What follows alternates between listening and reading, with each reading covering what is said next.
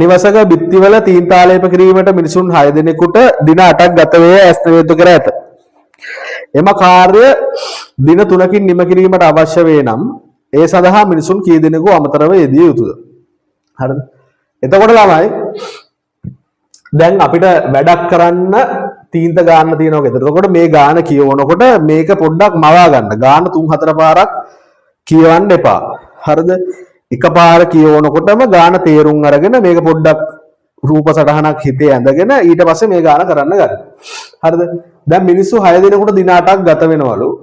එතකොට ඔයා මේ ගණන් ප්‍රැක්ටිස් කරලා තියෙනවා නම් පාස් පේපර්ස් ටික පොඩ්ඩක් හරියට කරලා තියෙනවා නම් මේ ගණන් තේරුම් අරන් තියෙනවා නම් ඔයාට මේ ගානේ උත්තරේ එකපාර ලියන්න පුළුවන්. හරිද? 8 වරක් 6 48යි. 48 සමානයි 3x. මේක 3ෙන් බෙදුවාම x සමානයි 16යි. ඔයාට මේක ලියන්න පුළුවන්. එහෙනම් මිනිස්සු 6 දෙනෙක් ඉන්නවා. අමතරව 10 දෙනෙක් යොදවන්න ඕනේ කියලා ඔයාට 10 දෙනෙක් යොදවන්න ඕනේ කියලා ඔයාට ලියන්න පුළුවන්. තප්පර 10කින් මේකට උත්තරය. හරිද? මේ 48 සමානයි 3x කියන එක ඔයාට දැනුම තියෙනවා නම් තේරෙනවා. හරිද? මම ඒක එන්නේ කොහොමද කියලා මම පැහැදිලි කරන්නම්. හරිද? මේ විදිහට ලියපුවා ඉන්නවද? ඉක්මනට උත්තරේ. හරි. ඉන්නවා. හරි. මේ බලන්න. මේක වෙන්නේ මෙහෙමයි. හරිද? මේක ඕගොල්ලෝ හිතින් කළා මේක කෙටි ප්‍රශ්නයක් නේ. මේකට පැය භාගයක් විතර ගන්න බෑ. හරිද? එතකොට මේක ලියන්නේ කොහමද? මේ බලන්න ළමයි. දැන් අපිට මේ වගේ ගානක එක මිනිස්සෙක්ට කරන්න පුළුවන් වැඩ ප්‍රමාණය මේක කරන්න ලේසිම ක්‍රමය තමයි ළමයි එක මිනිස්සෙක්ට කරන්න පුළුවන් වැඩ ප්‍රමාණයක් තියෙනවානේ. එතකොට ඒ වැඩ ප්‍රමාණය ඔයා ගන්න W කියලා. W හරි X හරි මොකක් හරි ගන්න. එතකොට ඒ කියන්නේ එක මිනිස්සෙක්ට කරන්න පුළුවන් වැඩ ප්‍රමාණය. ඒක මොකක් හරි යුනිට් එකක්. හරිද? දැන් අපි බලය නිව්ටන් වගේ දුර මීටර කිලෝමීටර වගේ මිනිස්සෙක්ට කරන්න පුළුවන් වැඩ ප්‍රමාණය තියෙනවා. එක්කෙනෙක්ට කරන්න පුළුවන් W කියලා හිතන්නකෝ. W ක වැඩ ප්‍රමාණයක් කරන්න පුළුවන්. එහෙනම් මිනිස්සු 6 දෙනෙක්ට කරන්න පුළුවන් එක දවසට අපිට මිනිස්සු 6 දෙනයි නම් ඉන්නේ 6W එක මිනිහෙක්ට W ප්‍රමාණයක වැඩ කරන්න පුළුවන් නම් මිනිස්සු 6 දෙනෙක්ට කරන්න පුළුවන් 6W ප්‍රමාණයක වැඩ ප්‍රමාණයක්. අපිට මිනිස්සු 6යිනේ ඉන්නේ. 6W ක වැඩ ප්‍රමාණයක් තමයි මිනිස්සු 6 දෙනෙක්ට කරන්න පුළුවන්. එතකොට මේ වැඩේ මිනිස්සු 6 දෙනෙක්ට කරන්න දවස් 8ක් යනවනේ. එහෙනම් දවස් 8ක් යනවා නම් 6W වැඩි කිරීම 8 තමයි මේ වැඩේ ප්‍රමාණය. 48යි W. එතකොට මේ වැඩේ 48යි W ක වැඩක්. මිනිස්සු 48ක් හිටියනම් එක දවසින් වැඩේ කරන්න පුළුවන්. හරිද? එහෙනම් දවස් 3ෙන් කරන්න ඕනේ. හරිද? දවස් 3ෙන් කරන්න නම් අපිට මිනිස්සු x ප්‍රමාණයක් ඕනේ කියලා හිතන්නකෝ. එතකොට එක මිනිස්සෙක්ට කරන්න පුළුවන් W කියලා වැඩ ප්‍රමාණයක් නම් මිනිස්සු දෙන්නෙක්ට කරන්න පුළුවන් 2W. මිනිස්සු 3 දෙනෙක්ට කරන්න පුළුවන් 3W. මිනිස්සු x ප්‍රමාණයට කරන්න පුළුවන් xW. එහෙනම් දවස් 3කින් කරන්න මිනිස්සු x ප්‍රමාණයක් ඕනේ. එතකොට මිනිස්සු x ප්‍රමාණයට කරන්න පුළුවන් xW. x මිනිස්සු ප්‍රමාණයක් දවස් 3ක් වැඩ කරාම මේ වැඩේ සම්පූර්ණ වෙන්න ඕනේ. 48යි එහෙනම් මේ දෙක සමාන වෙන්න ඕනේ. එහෙනම් ළමයි මේ W ට මේ W කැපෙනවා 3 වරක් 1යි 3 වරක් 1යි 18ට 3 වරක් 6යි. ඒ කියන්නේ x සමානයි 16යි. ඒ කියන්නේ දවස් 3කින් මේ වැඩේ කරන්න නම් අපිට මිනිස්සු 16ක් ඕනේ. හරිද? මිනිස්සු 16ක් ඕනේ. එතකොට එහෙනම් අමතරව අපි මිනිස්සු කී දෙනෙක් යොදවන්න ඕනද? අමතරව මිනිස්සු 10 දෙනෙක් යොදවන්න ඕනේ. එහෙනම් මේකට උත්තරේ 10 දෙනෙක් කියලා ඔයාලට ලියුවා නම් ඇති. හරිද? එතකොට මේකේ උත්තරේ ඔයාලට මහ ලොකු වෙලාවක් යන්නේ නැහැ. තප්පර 4ක් යනකොට උත්තරේ ගන්න පුළුවන්. කිසිම ප්‍රශ්නයක් නැහැ. හරිද? තේරුණාද ඒක?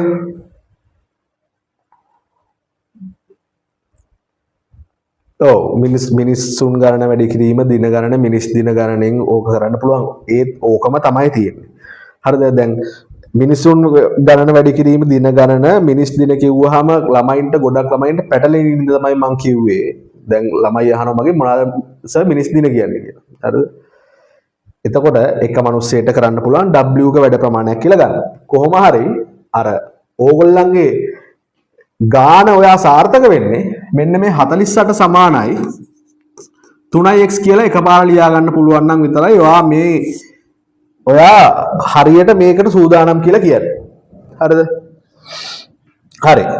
බලන්න ඊළඟ ගාන.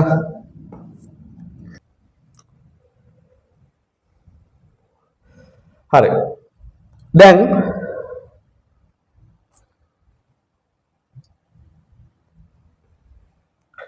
හරි මේ බලන්න. රූපයේ දී ඇති තොරතුරු අනුව BAE විශාලත්වය සොයන්න. BAE කියන්නේ මොකද්ද? මේ කෝණේ නෙවා හොයන්න ඕනේ. හරිද? එහෙනම් මේ කෝණේ හොයන්නවා මේක මහ ලොකු දෙයක් නෙමෙයි. මේ පේපර් එකේම හදන විදිය කියන්නේ. හරිද? එහෙනම් මේ පාද දෙක සමාන්තරයි. එහෙනම් සමාන්තර පාද දෙකක් රේඛාවකින් කැපුණොත් ඒකේ හැදෙන ඒකාන්තර කෝණ සමාන වෙනවා. එහෙනම් ඔයාලට මේකත් 46යි කියලා දාගන්න පුළුවන්. මේක අංශක 70යි නම් සරල රේඛාවක දෙපැත්තේ කෝණ දෙකේ එකතුව අංශක 180 වෙනවා. එහෙනම් මේක 70යි නම් මේ කෝණය අංශක 110යි. එහෙනම් ABE ත්‍රිකෝණය ගත්තට පස්සේ මේ ඇතුළත කෝණ තුනේ එකතුව අංශක 180 වෙන්න ඕනේ. එහෙනම් 110යි 110යි 40යි 150යි එහෙනම් මේ කෝණේ අංශක 30ක් වෙන්න ඕනේ. එහෙනම් BAE කියන එකට ඔයා උත්තරේ මෙන්න මෙහෙම අංශක 30යි කියලා තිබ්බත් උත්තරේ විතරක් තිබ්බත් ඔයාට ලකුණු දෙකම හම්බ වෙනවා. හරිද? හරිද? එහෙනම් එතකොට මෙතන ඕනේ ඔයාට ඒකාන්තර කෝණ කියන්නේ මොකක්ද කියන එකයි සරල රේඛාවක දෙපැත්ත කෝණ දෙක එකතුව අංශක 180යි කියන එකයි තේරුම් ගන්න විතරයි මේ ගානේ තියෙන්නේ. හරිද? හරි. මේ බලන්න. අනිත් එක.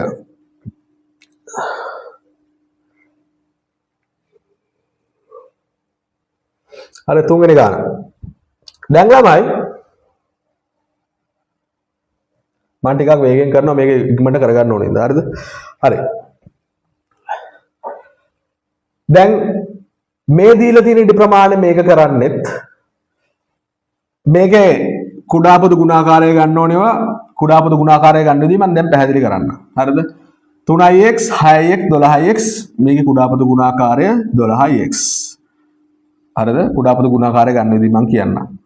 හරිද? 12ට 3 4යි 4ක් 2 8යි 12ට 6 2යි දෙවරක් 5 10යි 12ට 12 1යි එක් වරක් 7 ඍණ 7යි. එහෙනම් 12x සමානයි 10න් ඍණ 7ක් ගියා 10න් 7ක් ගියාම 3යි 8යි 3යි 11යි. එහෙනම් මේක තමයි උත්තරය. හරිද? හරි. දැන් මොකද්ද මේ කුඩා පොදු ගුණාකාරයේ කතන්දරේ? හරිද? මේ බලන්න. හරි. දැන් ළමයි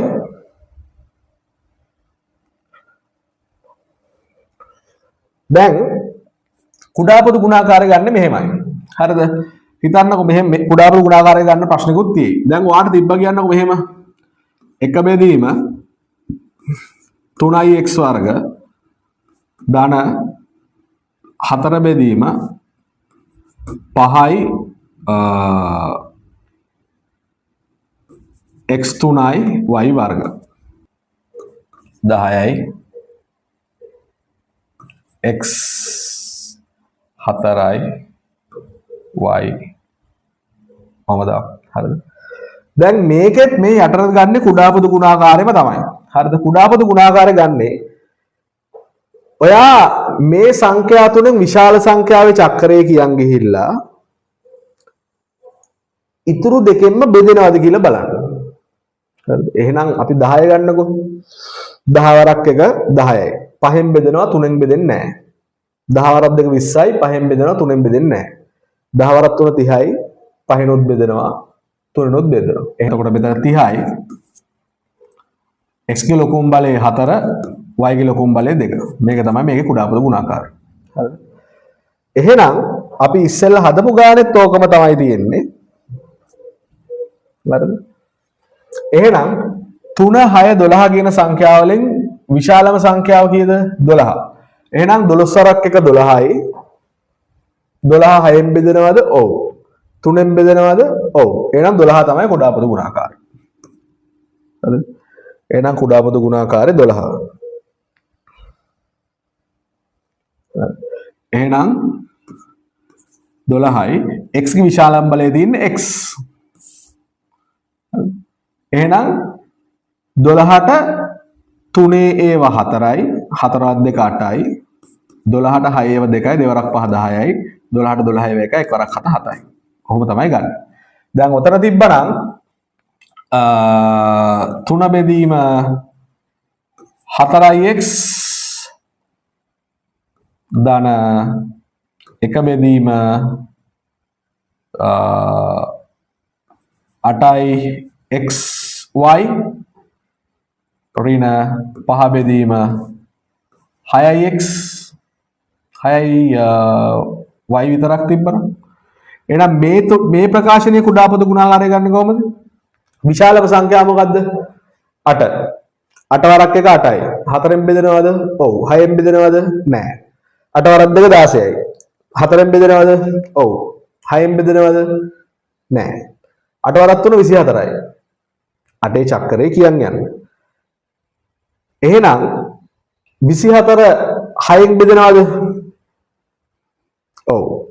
4ෙන් බෙදෙනවද? ඔව්. එහෙනම් 24 තමයි 4 8 6 කියන එකේ කුඩාපද ගුණාකාරය. එහෙනම් x ගේ වැඩිම බලය මොකද්ද? x. පළවෙනි බලය. y ගේ වැඩිම බලය y. හරි. මේ බලන්න. පහත දී ඇති හැඩ අතුරෙන් ත්‍රිකෝණාකාර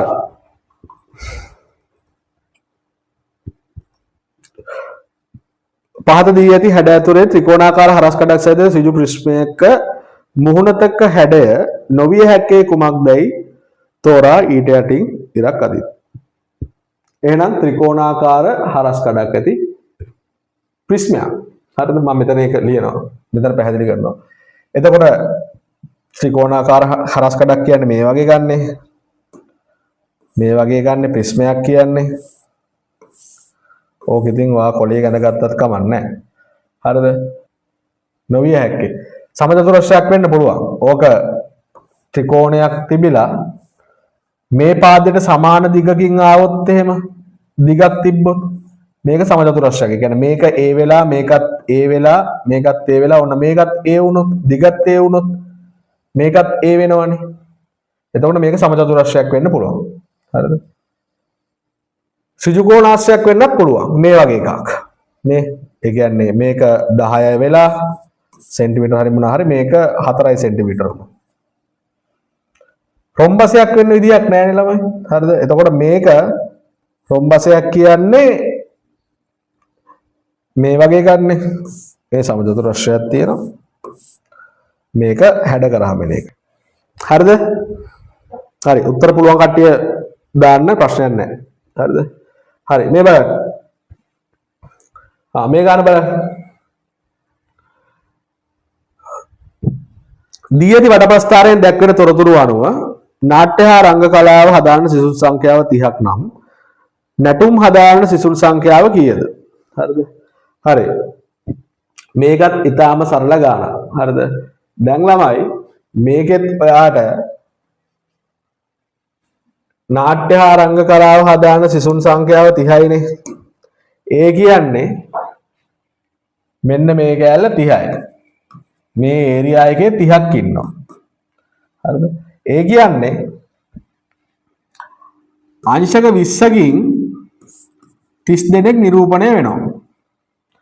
අංශක 20කින් 30 දෙනෙක් නිරූපණය වෙනවා. හරිද?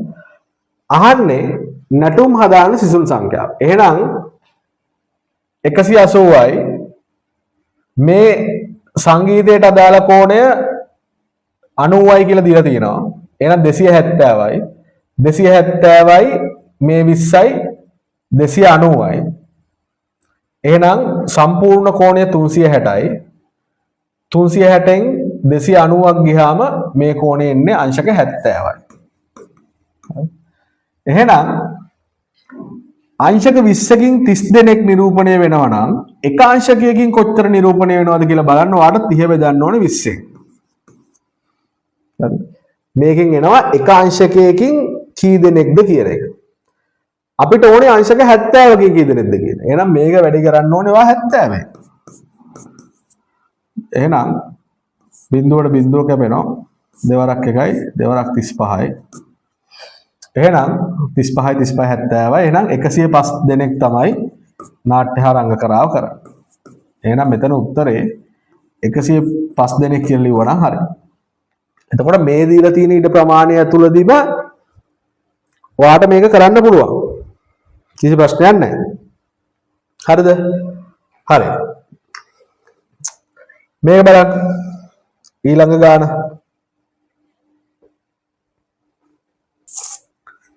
හරි. මේකත් ඊටාම සරල ගානක්. හොඳේ. දැන් මේ කියන්නේ මේ ගණන් කරන්න ලොකු දේවල් දැනගන්න ඕනේ නැහැ කියන එක. හරිද? හරි. බලන්න.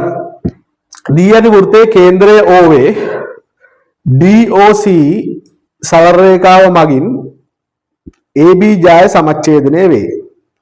CDB විශාලත්වය හොයන්න. එහෙනම් මුලින්ම අහන්නේ මොකද්ද? මේ දීලා තියෙන දත්ත ටික ඔක්කොම මෙතන තියෙනවද? ඔව්. එහෙනම් CDB නේ අහන්නේ.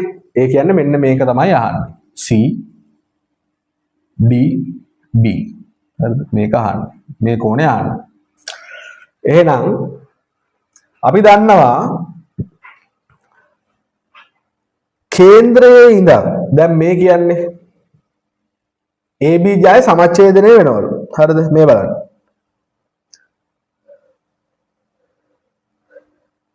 දැන්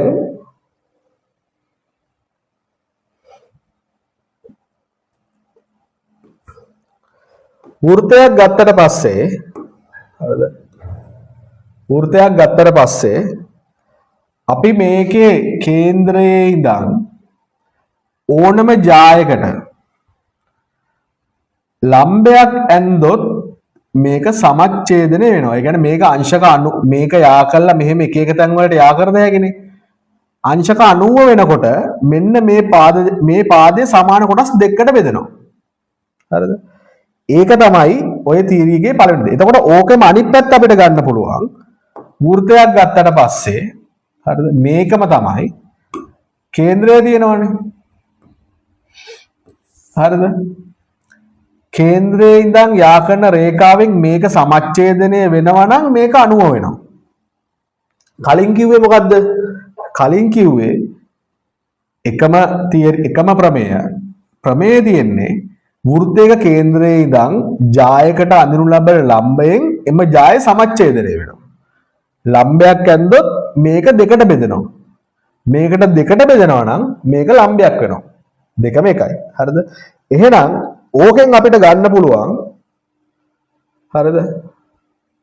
ඕකෙන් අපිට ගන්න පුළුවන්. හරිද? එතකොට අපේ මේක අහන්නේ මෙතන 90යි. එහෙනම් මෙන්න මේ කෝණේ හොයාගත්තා නම් අපිට මේ කෝණේ හොයාගන්න පුළුවන් කියලා අපිට තේරෙනවා. එතකොට තව ඕගොල්ලන්ගේ ප්‍රමේයයක් තියෙනවා. වෘත්ත චතුරස්‍රයක. ඒ කියන්නේ චතුරස්‍රයක මේ කොන් හතර වෘත්තයක පිහිටනවා නම් ඒක වෘත්ත චතුරස්‍රයක්. එහෙනම් වෘත්ත චතුරස්‍රයක සම්මුඛ කෝණ දෙකේ එකතුව අංශක 180යි. හරිද? වෘත්තයක් ඇඳ මම ඕන ආයෙ ඒකත් පැහැදිලි කරන්නම්. හරිද? වෘත්තයක් ඇඳලා පස්සේ හරිද? මේ බලන්න.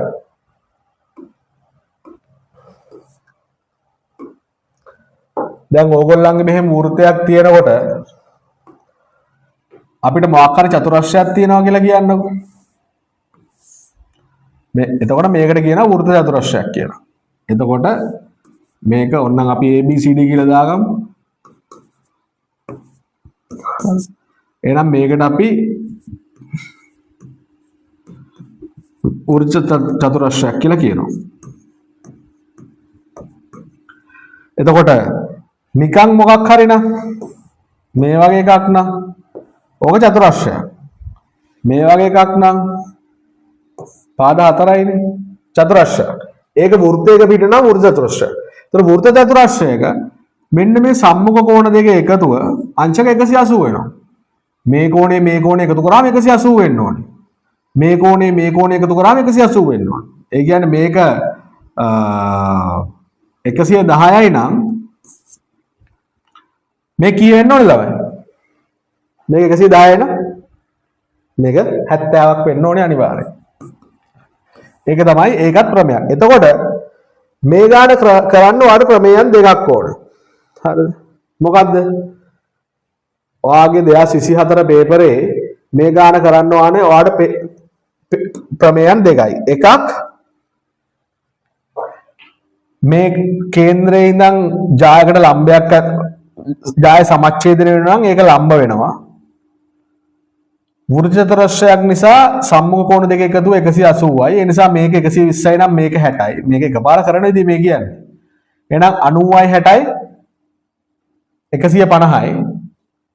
එහෙනම් මේ ත්‍රිකෝණය මෙන්න මේ ත්‍රිකෝණය ඇතුළත 180 වෙන්න නම් මේ කෝණය අංශක 30 වෙන්න ඕන. එහෙනම් CDB කියන එක ඔයා මේ ටික මුකුත්ම ලියන්නේ නැතුව කිසිම දෙයක් ලියන්නේ නැතුව CDB සමානයි අංශක 30යි කියලා ලිව්වත් ඔයාට මෙන්න මේ ලකුණු දෙක හම්බ වෙනවා. හරිද? කෙටි ප්‍රශ්න 25 ඔයා හදන විදිය වැඩක් නැහැ. හරිද? අන්තිම උත්තරය තියෙනවා නම් ඔයාට ලකුණු දෙක හම්බ වෙනවා. හරිද? හරි. මේ බලන්න. එහෙනම් අනිත් ගානත් බලන්න.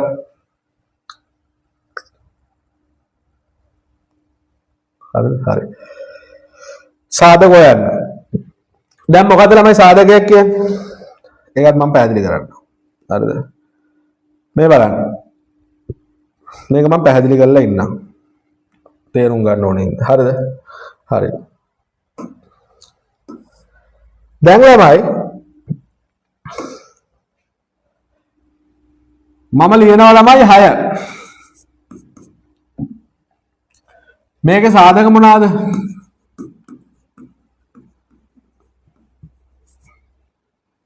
හය සාධක මොනවාද ළමයි? 2 3 එච්චරයි. නෑ. හරිද? හරි. මේ බලන්න. ඕනම සංඛ්‍යාවක් හරි ප්‍රකාශනයක් හරි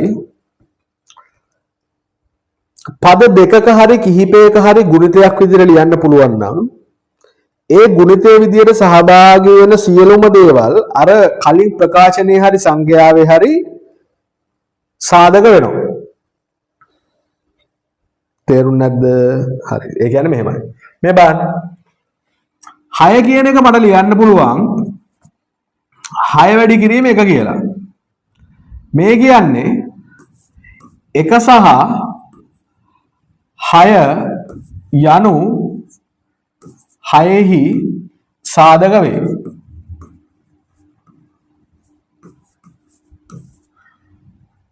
ඒ වගේම තමයි 6 කියන එක මට ලියන්න පුළුවන් 2 වැඩි කිරීම 3 කියලා.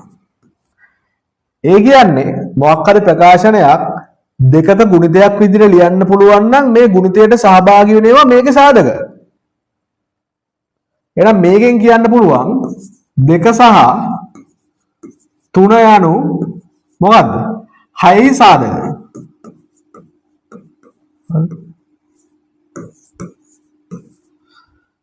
දෙකයි තුනයි කියන්නේ 6යි සාධක. එතකොට තව අර්ථ දැක්වීම තියෙනවා. මේකෙන් කියන්නේ 6යි 1යි සාධකයක් 6යි 1 විතරක් සාධක වෙනවා කියලා නෙමෙයි. 6 කියන එක 6 වැඩි කිරීම එක විදිහට ලියන්න පුළුවන් නම් 6 සාධකයක් වෙනවා 1 සාධකයක් වෙනවා. 6 කියන එක 2 වැඩි කිරීම 3 විදිහට ලියන්න පුළුවන් නම් 2 සාධකයක් වෙනවා 3ක් සාධකයක් වෙනවා. හරිද? නැත්තම් 6 බෙදෙන සියලු සංඛ්‍යා ටික 6හි සාධක. එහෙනම් 6 කියන එක මේ අනිත් අර්ථ දැක්වීම එකෙන් බෙදෙනවා දෙකෙන් බෙදෙනවා තුනෙන් බෙදෙනවා හයෙන් බෙදෙනවා. එහෙනම් මේ තමයි 6 සාධක. හරිද? එහෙනම් 12 සාධක 12 මොකද්ද? 12 කියන එක ලියන්න පුළුවන් 1 වැඩි කිරීම 12 කියලා. 12 ලියන්න පුළුවන් 2 වැඩි කිරීම 6 කියලා. 12 ලියන්න පුළුවන් 4 වැඩි කිරීම 3 කියලා. 12 ලියන්න පුළුවන් ඔය ටිකනේ. හරි. එහෙනම් මේ ටිකට අනුව 12 සාධක ලියන්න කිව්වොත්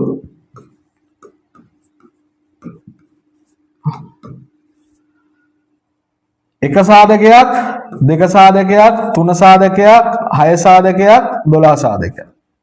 මේ ටික ඔක්කොම 12 සාධක. ඔය ක්‍රමයේම තමයි අපි බීජීය ප්‍රකාශන වලත් සාධක හොයන්න ගන්න. හරිද? හරි. එතකොට හිතන්නකෝ 4x කියලා. 4x කියන එක ලියන්න පුළුවන් 4 වැඩි කිරීම x කියලා.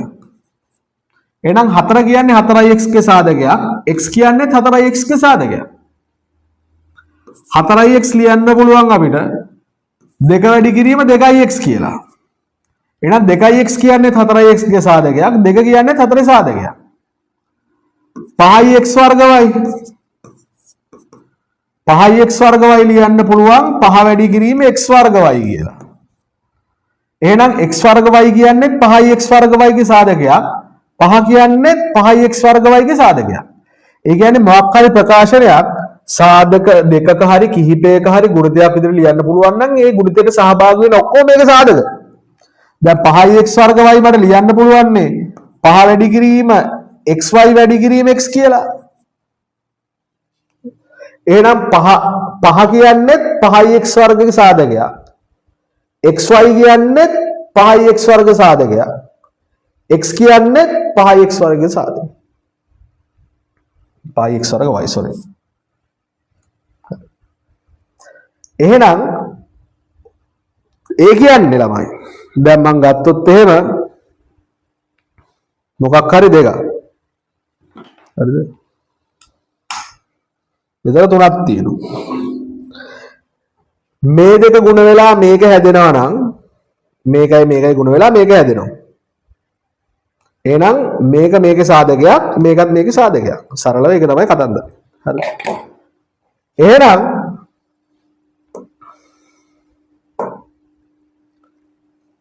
මේක දෙකක ගුණිතයක් විදිහට ලියන්න තියෙන්නේ. හරිද? මේක ළමයි වාට එකපාර ගණිතය දන්න දරුවෙක් නම් ගණිතය හරියට ඉගෙනගෙන තියෙනවා නම් පාස් වේව ස්ටික් කරලා තියෙනවා නම් වාට එකපාර දෙක එළියට ගත්තා. x වර්ග දෙක එළියට ගත්තට පස්සේ මෙතන 9යි. ඔන්න මේක තවදුරටත් වර්ග දෙකක අන්තරය x වර්ග ඍණ 9 ලියන්න පුළුවන් 3 වර්ග කියලා. එහෙනම් 2යි මේක x ඍණ y x ඍණ 3යි මේක x ධන 3යි. මේක තමයි මේකේ සාධක. ඒ කියන්නේ ළමයි මෙන්න මේක ලියන්න පුළුවන් 2 වැඩි කිරීම x ඍණ 3 වැඩි කිරීම x ධන 3 කියලා. මේ ප්‍රකාශනය සංඛ්‍යාවකයි තවත් ප්‍රකාශන දෙකකයි ගුණිතයක් විදිහට ලියන්න පුළුවන් හින්දා මේ ගුණිතයට සහභාගී වෙන ඒවා මේ ප්‍රකාශනයේ සාධක. හරි. සාධක හොයන්න තියෙන්නේ මේ තියෙන සාධක ටික. හරිද? එතකොට තව ටිකක් ඔයාලට පැහැදිලි කරනවා නම් හරිද? තව ටිකක් ඔයාලට පැහැදිලි කරනවා නම් දැන් 2x වර්ගනේ මේක ලියන්න පුළුවන් 2 වැඩි කිරීම x වර්ග කියලා. මේක ලියන්න පුළුවන් 2 වැඩි කිරීම 9 කියලා. මේ දෙකම පොදුයිනේ. පොදු හින්දා ඔයාලට එළියට ගන්න පුළුවන්. මේකෙන් 2 එළියට ගත්තට පස්සේ x වර්ගය ඉතුරුයි.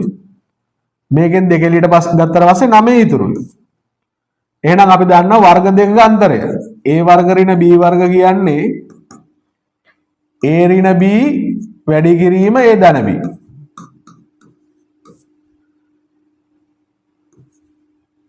දෙකේ වර්ග ඍණ x වර්ග කියන්නේ 2 ඍණ x 2 ධන x. එහෙනම් x වර්ග ඍණ 3 වර්ග කියන්නේ 2යි x ඍණ 3යි x ධන 3යි. මේක තිබ්බනම් ඇති. මේ සාධක වලට වෙන් කරලා තියෙන්නේ. හරිද? හරි.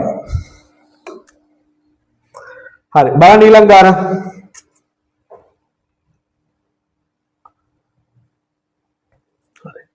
මේ බලන්න. මේකත් ඉතා සරල ගානක්. හරිද? මේකේ ලොකු දෙයක් නැහැ. මේ බලන්න. දැන් ළමයි ඕගොල්ලෝ ලඝු ඉගෙන ගන්නකොට ලඝු පාඩමේ පළවෙනියටම ඉගෙන ගත්ත දෙයක් තමයි A කියන එක සමාන වෙනවා නම් B වල C ට log මේ තියෙන්නේ පාදය ඔයගොල්ලෝ ඉගෙන ගත්තනේ මේවා මේ තියෙන සංඛ්‍යාව මේ තියෙන දර්ශකය කියලා මොකක් හරි ඉගෙන ගත්තා නේද මේ ඔක්කොටම කියන්නේ බලය කියලා එහෙනම් log මේ B තමයි පාදයේ විදිහට එන්නේ A කියන්නේ මෙතන මේ උඩ තිබ්බ C කියන එක තමයි සංඛ්‍යාව විදිහට එන්නේ එහෙනම් ළමයි මේකත් ඔයාලට ලියන්න පුළුවන් ඔන්නම් 4.34 සමානයි 10 0.635 නේ මේකත් නිකන් A සමානයි B වල C වගේම තමයි A වෙනුවට ඉන්නේ 4.34 B වෙනුවට 10 ඉන්නවා C වෙනුවට 0.635 තියෙනවා එහෙනම් මේ තියෙන්නේ ඔයාට ලියන්න පුළුවන් log B වෙනුවට ඉන්නේ මොකද්ද මේ සංඛ්‍යාව හරිද B වෙනුවට ඉන්නේ කීයද 10 පාදය සංඛ්‍යාව කීයද එහා පැත්තේ තනි වෙලා ඉන්නේ A 4.34යි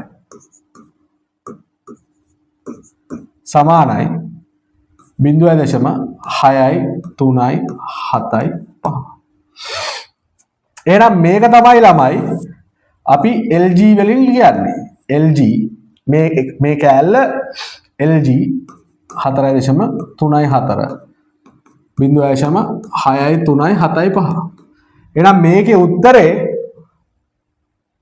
43 ගානනේ තියෙන්නේ එහෙනම් තව එකක් තියෙනවාට වැඩි කරන්න 43 නේ තියෙන්නේ මම මේක පොඩ්ඩක් මකනවා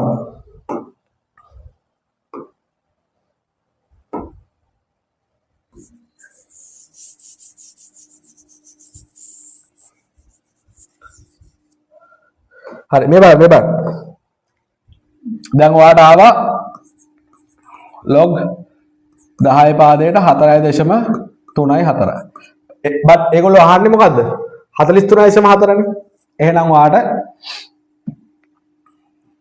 මේක වැඩි කරන්න පුළුවන්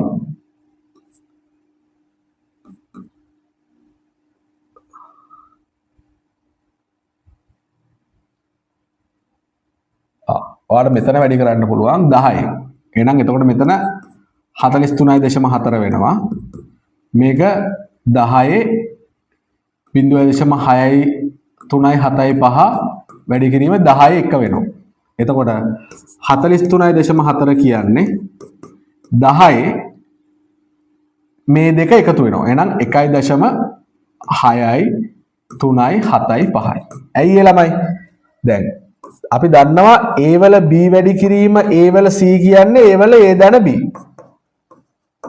මේ දෙක එකතු වෙනවා A වල B ධන C B ධන C එහෙනම් මෙතන තියෙන්නේ 10 0.635 වැඩි කිරීම 10 එක කියන්නේ 10 මේ දර්ශක දෙක එකතු වෙනවා එහෙනම් 1.635 එහෙනම් මේක ලඝු වලට දැම්මට පස්සේ මෙතන 43.4 වෙනවා මෙතන 1.635 වෙනවා එහෙනම් ඔයාලට මේකේ උත්තරය ගන්න වෙන්නේ 1.635 43.4 තිබ්බ ගන්න ඕන හින්දා අපි දෙපැත්තම 10න් වැඩි කරනවා.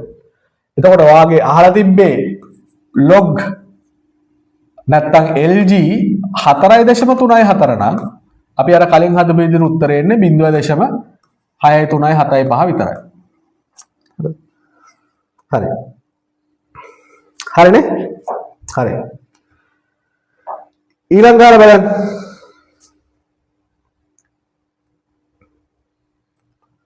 හරි. මේ බලන්න. දී ඇති රූපයේ AB සිරස් ගසක් වන අතර දෙක බලන්න ඉන්න අමාරුයි.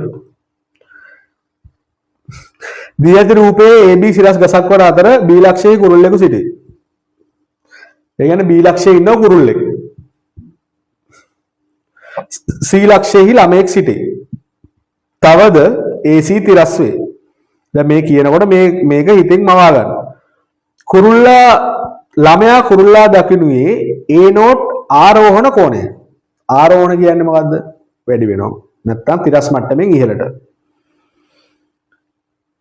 කුරුල්ලා ළමයා දකිනුයේ B නෝට් අවරෝහණ කෝණයකින් නම් රූපේහි එම කෝණ නිරූපණය කරන්න ඒ සහ B අතර සම්බන්ධතාවය ලියා දක්වන්න. ළමයාගේ උස විතර ළමයාගේ උස නොසලා ගන්න. එහෙනම් මෙතන ඉන්නවා C ලක්ෂයේ ඉන්නවා ළමයෙක්.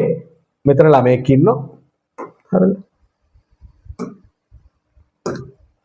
එහෙනම් ආරෝහණ කෝණය කියන්නේ හැමතිස්සෙම මොන අතට හරි මෙහි ඉඳන් මෙහෙට හරි මෙහි ඉඳන් මෙහෙට හරි ඉහළට තියෙන කෝණය. එහෙනම් ළමයා මේ ඉන්න කුරුල්ලෙක් මේ ඔව් B ලක්ෂයේ ඉන්න කුරුල්ලාව දකින්නේ A නෝට් කියන ආරෝහණ කෝණයකින්. ඒ කියන්නේ ඉහළට තමයි කෝණේ තියෙන්නේ. හැමතිස්සෙම තිරස් ලක්ෂයට සාපේක්ෂව තමයි බලන්නේ. දැන් B ගෙනොත් කුරුල්ලා ළමයාව දකින්නේ B නෝට් අවරෝහණ කෝණය යනවා.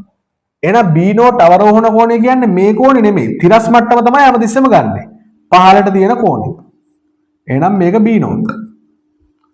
එහෙනම් මේක ලකුණු කරන්න කියලා තියෙන්නේ කෝණ නිරූපණය කරන. එහෙනම් A සහ B අතර සම්බන්ධය. ඉතින් ළමයි මේක සමාන්තර රේඛා දෙකන්නේ. මේක ඒකාන්තර කෝණ වෙනවා. එහෙනම් ඔයාලට A සමානයි B කියලා ලියන්න විතරයි තියෙන්නේ. A නෝට් සමානයි B නෝට්. හරි. ඔක තමයි උත්තරේ.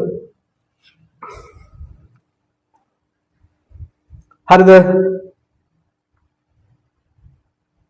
හරිනේ? හරි. 10 වෙනි ගාන බලන්න. හරිද? ඝන ඍජු වෘත්ත සිලින්ඩරයක උස එහි පතුලේ අරයමෙන් 3 ගුණයකි. සිලින්ඩරයේ වක්‍ර පෘෂ්ඨයේ සම්පූර්ණයෙන්ම තීන්ත ගෑමට අවශ්‍ය තීන්ත ප්‍රමාණය එහි පතුලේ පමණක් තීන්ත ගෑමට අවශ්‍ය තීන්ත ප්‍රමාණයෙන් කී ගුණයක්ද? ඒක ඔයගලන්ට මෙතන උදාවකුත් කරලා තියෙනවා. හරිද? එතකොට මේ මොකද්ද කියන්නේ? සිලින්ඩරයක් තියෙනවා.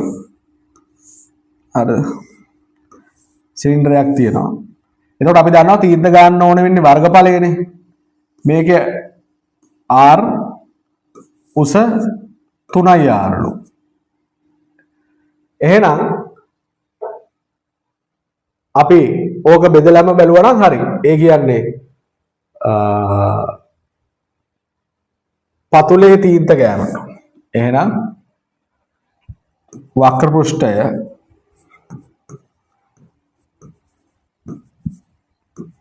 ඉන්න තීන්ත මම ලියන්නේ වක්‍ර පෘෂ්ඨයේ වර්ගඵලය. බෙදුවා නම් හරි පතුලේ වර්ගඵලය. ඔච්චරනේ තියෙන්නේ. මේවා ලියන්න ඕනේ නැහැ හොඳේ. පැහැදිලි කරන්න ඕනේ හින්දා ලියුවේ. එහෙනම් 25RH නේ. 25RH මේ තියෙන්නේ සිලින්ඩර් වක්‍ර පෘෂ්ඨයේ වර්ගඵලය 25RH. එහෙනම් 25RH කියන්නේ 3R. පතුලේ අර මේ 3 ගුණයක්නේ. මේ උස කියන එක H කියන එක 3R. එහෙනම් H වෙනුවට දාලා 3R. පතුලේ වර්ගඵලය මොකද්ද? 5R වර්ග 5R වැඩි කිරීම R.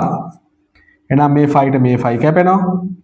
මේ Rට මේ R මේ Rට මේ R. එහෙනම් 6යි කියලා එනවා.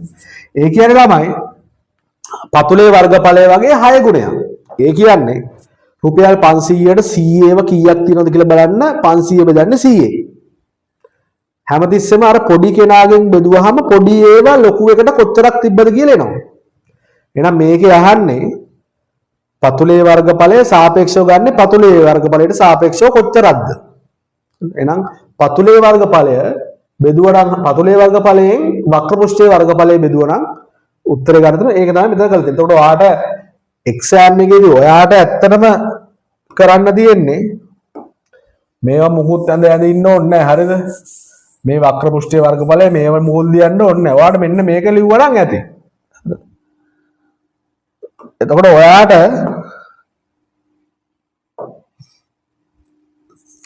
25RH ir වර්ග කියලා ලියා ගන්න තිබ්බනම් ඇති. මෙතෙන්ට ආදේශ කරන්න. 5 ට 5 කැපෙනවනේ. එහෙනම් 2 වැඩි කිරීම r වැඩි කිරීම h කියන්නේ 3ir කියලා දාන්න. r වර්ග මේකට මේක කැපෙනවා. මේක 6යි කියලා එනවා. එතකොට මේ ටික විතරක් ඔයාලට කරලා උත්තරය ගන්න පුළුවන් වෙනවා. අර වැඩක් නැහැ. හරිද? ඒ වැඩක් නැහැ.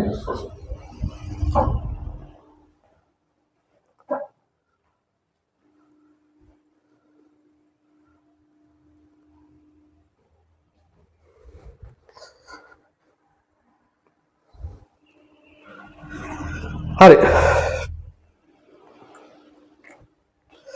හරිද? හරි ඊළඟ ගාන බලන්න.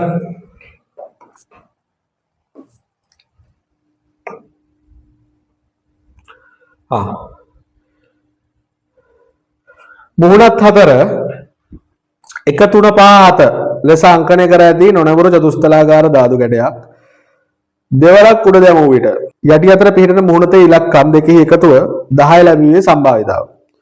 ඔයා මේකට පොඩියට කොටුදරයක් ගහගත්තට අවුලක් වෙන්නේ නැහැ. හරිද? චතුස්තලාකාර ධාතු කැටයක්නේ. ඒ කියන්නේ අර ධාතු කැටෙත් ඉතින් පොඩ්ඩක් මතක තියාගන්න කොහොමද කියලා. හරිද? මුහුණත් 4ක් තියෙනවා. ඔහොම එකක්. 1යි 2යි 3යි යට 1යි 4යි. ඕකනේ. හරිද? එතකොට ඕකට ඔයා පොඩියට කොටු දෙලක් ගහගත්තට ප්‍රශ්නයක් නැහැ. හරිද? හරිද? මේ බලන්න. මෙහෙම එකක් තිබ්බා කියන්නකො. මම මේක පළමු වර කියලා දානවා. මේක මම දානවා දෙවන වර කියලා. එතකොට ඔයාට 1යි 3යි 5යි 7යි. 1 එන්න පුළුවන් 3 එන්න පුළුවන් 5 එන්න පුළුවන් 7 එන්න පුළුවන්. මේ පැත්තටත් 1යි 3යි 5යි 7යි. 1යි 3යි 5යි 7යි. එහෙනම් ඔයාට ওই ටිකනේ එන්න පුළුවන්. හරිද? ඔයාට සිදුවේ හැකි සියලුම ප්‍රතිඵල ටික තමයි මේ තියෙන්නේ. හරි.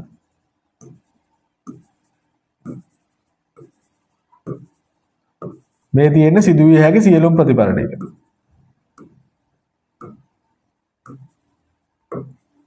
හරිද? ඒ කියන්නේ ළමයි පළවෙනි පාර එක ඇවිල්ලා දෙවෙනි පාර එක එන්නත් පුළුවන්. පළවෙනි පාර එක ඇවිල්ලා දෙවෙනි පාර 3 එන්නත් පුළුවන්. පළවෙනි පාර එක ඇවිල්ලා දෙවෙනි පාර 5 එන්නත් පුළුවන්. පළවෙනි පාර එක ඇවිල්ලා දෙවෙනි පාර 7 වෙන්නත් පුළුවන්. දෙපාරක් උඩ දානවනේ. හරිද? පළවෙනි පාර 3 ඇවිල්ලා දෙවෙනි පාර 5 වෙන ඔය මොකක් හරි ඔය තියෙන්නේ වෙන්න පුළුවන් සියලුම ප්‍රතිඵල ටික. එතකොට මේකේ අහන්නේ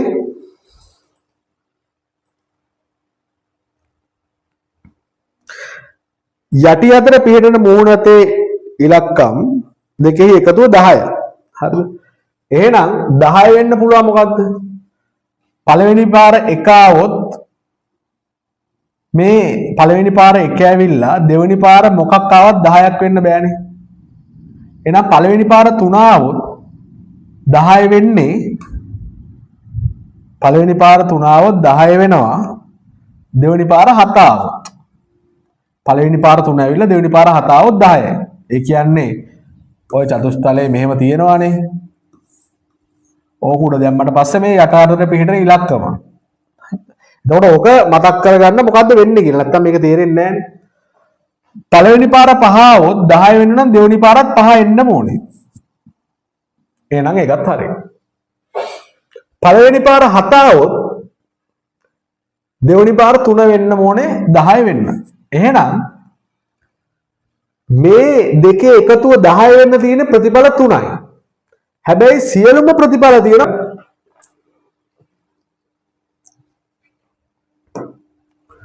හරි මේ බලන්න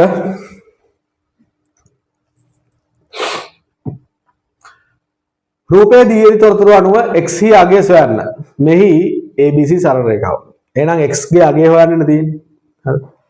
එහෙනම් ABC සරල රේඛාවක් ගිහලා දීලා තියෙනවා. හරිද? එහෙනම් මේ ත්‍රිකෝණය ගත්තාට පස්සේ මේ පාත් දෙකක් සමානයි කියලා දීලා තියෙනවා. AD සමානයි DC. එහෙනම් AD සමානයි DC නම් මේ කෝණෙත් අංශක 40ක් වෙනවා. ඇයි ඒ? සමද්විපාද ත්‍රිකෝණයක් සමද්විපාද නම් ඒකේ මේ පාද වලට ඉස්සරහින් තියෙන කෝණ දෙක අනිවාර්යෙන් සමාන වෙන්න ඕනේ. මේක අංශක 60යි නම් මේකත් අංශක 60යි. එතකොට ඒක ප්‍රමේයයක්. සමද්විපාද ත්‍රිකෝණයක සමාන පාද වලට සම්මුඛ කෝණ සමාන වෙනවා. හරිද? එතකොට ඒක එකක්. එහෙනම් ඕකෙම උත්තරේ ගන්න පුළුවන් ඔයාලට. හරි. දැන් x නේ හොයන්න ඕනේ. මේක අංශක 40යි නම් මේ ත්‍රිකෝණය ගත්තට පස්සේ මෙන්න මේ ත්‍රිකෝණය ගත්තට පස්සේ මේ පාත් දෙකට ඉස්සරහින් තියෙන කෝණ සමාන වෙන්න ඕනේ. එහෙනම් මේකත් ඇවිල්ලා අංශක 40යි. එහෙනම් මේකත් ඇවිල්ලා අංශක 40යි නම් ADC ත්‍රිකෝණය ගත්තට පස්සේ ඇතුළත කෝණ තුනේ එකතුව අංශක 180 වෙන්න ඕනේ. එහෙනම් මේ කෝණේ අංශක 40යි මේ කෝණේ අංශක 40යි අංශක 80යි. එහෙනම් මේ ත්‍රිකෝණේ මේ දෙකට 80ක් ගියාට පස්සේ මේ මුළු කෝණෙම 100 වෙන්න ඕනේ. මේ කෝණේ 100 වෙන්න නම් මේ කෝණේ අංශක 60 වෙන්න ඕනේ. එහෙනම් x කියන්නේ කීයද? x කියන්නේ අංශක 60යි. ඉතාමත් සරලයි. හරිද? x සමාන 60යි කියලා ලියලා තිබ්බනම් ඇති ඈ. හරිද? ඊට වඩා මොකුත් ඕනේ නැහැ. හරි. මේක බලන්න. දැන් මේ දත්ත ටික අනුව හරිද? එතකොට සියලුම අවයව ටික 0.7 අතර නිකලලු තියෙන්නේ. ඒ කියන්නේ 0.7 අතර ප්‍රථමක සංඛ්‍යාලු. එතකොට සංප්‍රයුක්ත කුලකය 0.7 අතර සියලුම සංඛ්‍යා තියෙනවා. නිකිල. හරිද? නිකිල කියන්නේ දශම ගණන් නෙමෙයි පූර්ණ සංඛ්‍යා. b කියන්නේ 0.2 අතර දෙකෙහි ගුණාකාර. හරි. එහෙනම් වන විට පහත් දී ඇති ප්‍රකාශ අතරින් නිවැරදි ප්‍රකාශය තෝරා යටින් ඉරක් අදින්න. මේ බලන්න.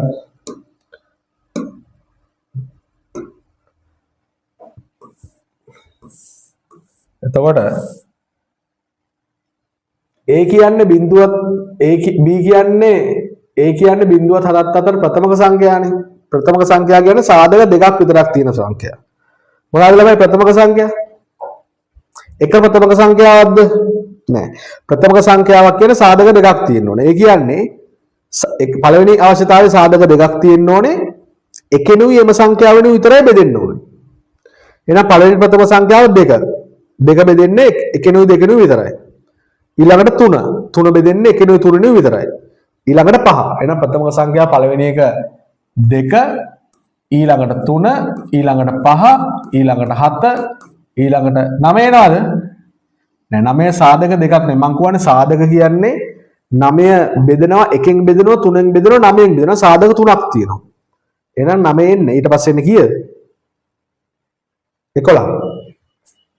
එහෙනම් 11. එහෙනම් අපි ගත්තට පස්සේ බිඳුව 7ත් අතර දෙකේ ගුණාකාර තියෙන්නේ මොනවද? 2 තියෙනවා.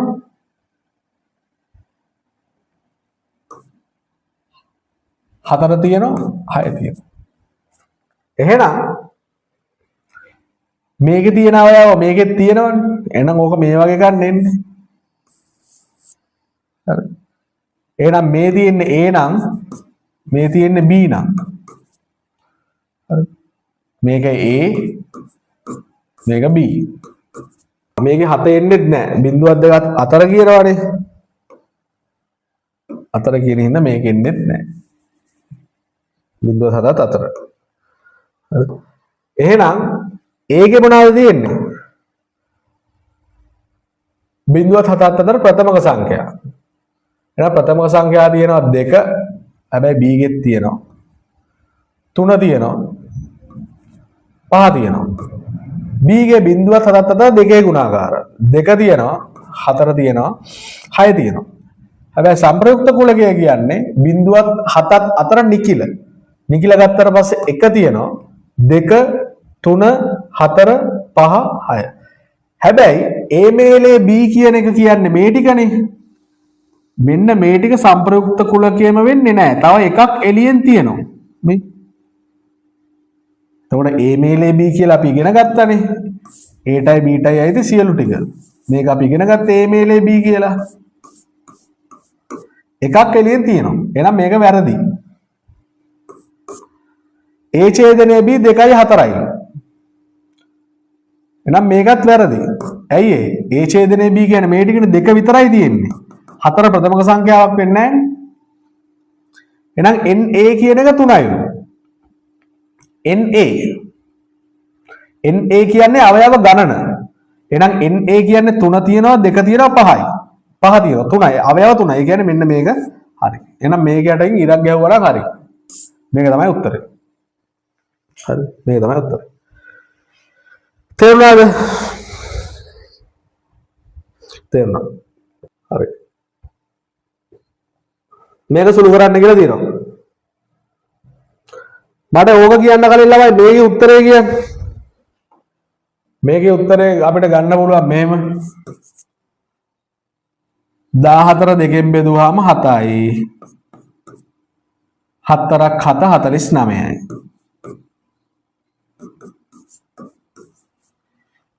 මේකේ උත්තරේ ගන්න පුළුවන් 14 බෙදීම 4ක් 2 14යි. 14 14න් බෙදුවාම 1යි. එතකොට මේකේ උත්තරේ මොකද්ද? 49ද 1ද? මේකේ උත්තරේ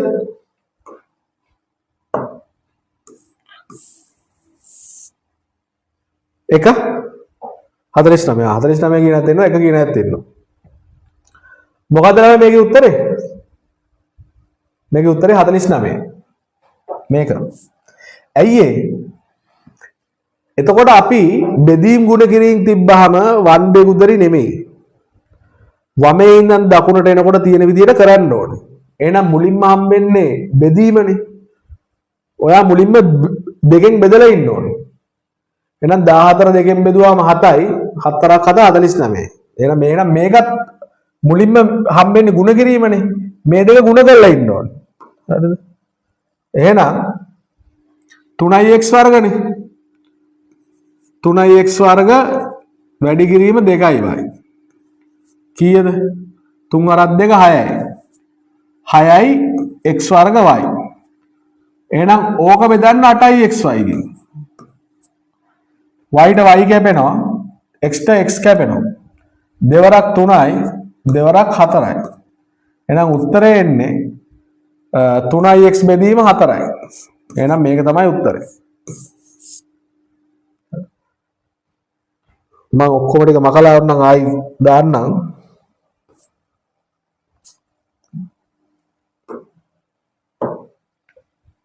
මේ දෙක මුලින්ම වැඩි කරන්න ඕනේ. 3යි x වර්ග වැඩි කිරීම 2යි y. 3 වරක් 2 6යි x වර්ග y. ඒකේ උත්තරේ බෙදන්න ඕනේ 8යි xy ගෙන්. මේකේ උත්තරේ බෙදන්න ඕනේ 8යි xy ගෙන්. y ට y කැපෙනවා. පොඩි බලය සම්පූර්ණයෙන්ම කැපෙනවා. මේකේ දර්ශකය විතරක් කැපෙනවා. දෙවරක් 3යි, දෙවරක් 4යි. එහෙනම් උඩ ඉතිරි වෙන්නේ 3යි x විතරයි. යට ඉතිරි වෙන්නේ 4යි 4 විතරයි. එහෙනම් මේක තමයි උත්තරේ. හරිද? හරි. 15 වෙනි ගානත් බලන්න. ගුණෝත්තර ශ්‍රේණියක දෙවැනි පදය ඍණ 6ද තුන්වන පදය ඍණ 12ද වේ. මෙම ශ්‍රේණියේ පස්වන පදය කොහොමද? දෙවැනි පදය දීලා තියෙනවා තුන්වෙනි පදය දීලා තියෙනවා. එහෙනම් ගුණෝත්තර ශ්‍රේණියක Tn කියන එක හොයන්නේ කොහොමද? Tn සමානයි AR n ඍණ 1නේ. ඕක ඕගොල්ලෝ දන්නවා. එහෙනම් මුල් පදයයි පොදු අනුපාතයයි දන්නවා නම් ඕන පදයක් හොයාගන්න පුළුවන්. එහෙනම් ගුණෝත්තර ශ්‍රේණියේ පොදු අනුපාතය එන්නේ කොහමද? පොදු අනුපාතය එන්නේ මොකක් හරි ඒ කියන්නේ හතරවෙනි පදේ තුන්වෙනි පදෙන් බෙදුවාම පොදු අනුපාතය එනවා. ගුණෝත්තර ශ්‍රේණියක් කියන්නේ කිසියම් සංඛ්‍යාවක් එකතු වෙවි හෝ අඩු වෙවි ගිහිල්ලා නෙමෙයි ಗುಣ වෙවි හරි බෙදි හරි ගිහිල්ලා. එතකොට භාග සංඛ්‍යාවකින් ಗುಣ වුණොත් බෙදි බෙදිනේ යන්නේ. 8 දෙකෙන් එකෙන් වැඩි වුණොත් 4යි. ආයි දෙකෙන් එකෙන් වැඩි වුණොත් 2යි. 8 දෙකෙන් වැඩි වුණොත් 16 16 දෙකෙන් වැඩි වුණොත් 32යි. එතකොට ගුණෝත්තර ශ්‍රේණියක් කියන්නේ ඒක. එහෙනම් පසුපදේ එන තුන්වන පදයයි දෙවන පදයයි දන්නවනේ. එහෙනම් තුන්වන පදයේ ඍණ 12යි දෙවන පදය ඍණ 6යි. එහෙනම් r කියන එක ඔයාට එනවා 6 වරක් 2යිනේ. එහෙනම් ඍණ ධන. එහෙනම් 2යි. එහෙනම් r කියන්නේ 2යි. මුල් පදේ හොයාගන්න පුළුවන්. මුල් පදේ දෙකෙන් වැඩි වෙලානේ මේක ඇවිල්ලා තියෙන්නේ. එහෙනම් ඍණ 6. ඒ කියන්නේ මුල් පදේ කියන්නේ ඍණ 6 දෙකෙන් බෙදුවා නම් හරි. ඍණ 6 දෙකෙන් බෙදුවාම ඍණ 3යි. හරිනේ. පළවෙනි පදේ ඍණ 3යි. දෙවෙනි පදේ මේක දෙකෙන් වැඩි වෙලා ඍණ 6යි. තුන්වෙනි පදේ වෙන්නේ මේක දෙකෙන් වැඩි වෙලා ඍණ 12යි. ඔහොම තමයි පද ටික ඇවිල්ලා තියෙන්නේ.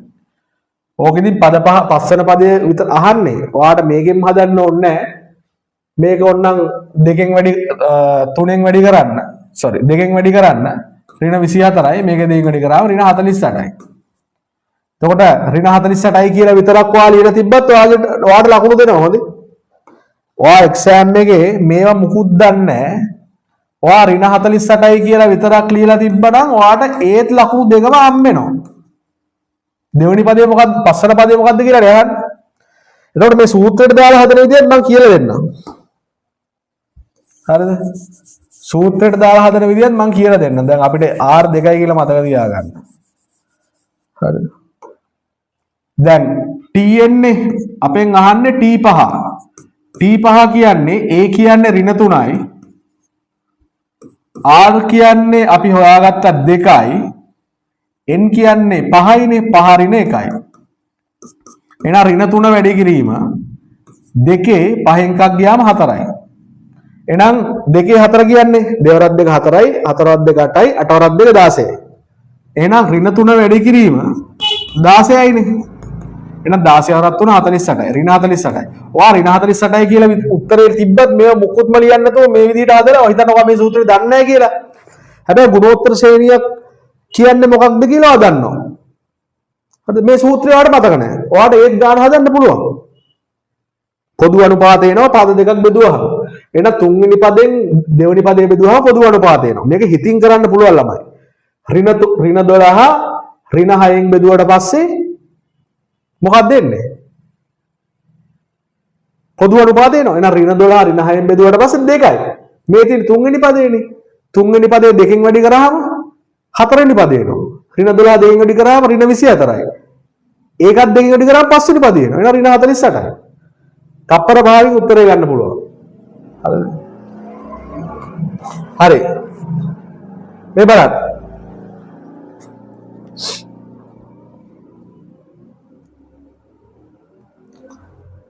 ඊළඟ එක. හරි මේ බලන්න. ABCD වෘත්ත චතුරස්‍රයක් රූපයේ දැක්වේ. ABCD වෘත්ත චතුරස්‍රයක් රූපයේ දැක්වේ. BD මගින් ADC සමච්ඡේදනය වේ. ඒ කියන්නේ මේ කෝණ දෙක සමානයි. ඒවා මේකෙම දාගන්න. ආයි හිත ඉන්න දෙයක් නැහැ. AB පාදය ඊතෙක් දික් කර ඇත. AB පාදය E වෙනකන් දික් කළලු. ඒ කියන්නේ AB කියන්නේ සරල රේඛාවක්. රූපයේ දැක්වෙන තොරතුරු අනුව CBE විශාලත්වය සොයන්නලු. හරි CBE එහෙනම් මේ කෝණේ හොයන්න කියලානේ වට කියන්නේ. දැන් අපි දන්නවා වෘතයක් ගත්තට පස්සේ මේක ඉතින් හැමදාම අහන තියරි එක. හරිද? වෘතයක් ගත්තට පස්සේ වෘත්තයක් ගත්තට පස්සේ මේකට කියනවා එකම ඛණ්ඩයේ කෝණ සමාන වෙනවා කියලා. මේ වෘත්ත ඡාපය ගත්තට පස්සේ මේ කෝණේ සමාන වෙනවා. මෙන්න මේ කෝණ දෙක සමාන වෙනවා. එහෙනම් දැන් මෙන්න මේ වෘත්ත ඡාපය ගත්තට පස්සේ මෙන්න මේ කෝණේ සමාන වෙනවා. මේක මෙහෙම හරවලා තියෙන්නේ. එකම ඛණ්ඩයේ කෝණ කියලා කියන්නේ. එහෙනම් මේක 32යි නම් මේකත් 32යි. මේ දෙක සමච්ඡේදනය වෙනවානේ. මේ කෝණේ සමච්ඡේදන වුණා කියන්නේ මේකත් 32යි ළමයි. මේකත් 32යි. ඕගොල්ලන්ගේ ඉස්සෙල්ලා කියපු තියරි එක මෙතෙන්ට ආයෙ ඇප්ලයි කරන්න පුළුවන්. එහෙනම් මේ මුළු කෝණෙම 32යි 64යි. මේ මුළු කෝණෙම 64යි. එහෙනම් වෘත්ත චතුරස්‍රයක සම්මුඛ කෝණ මං කිව්වා 180 වෙනවා කියලා.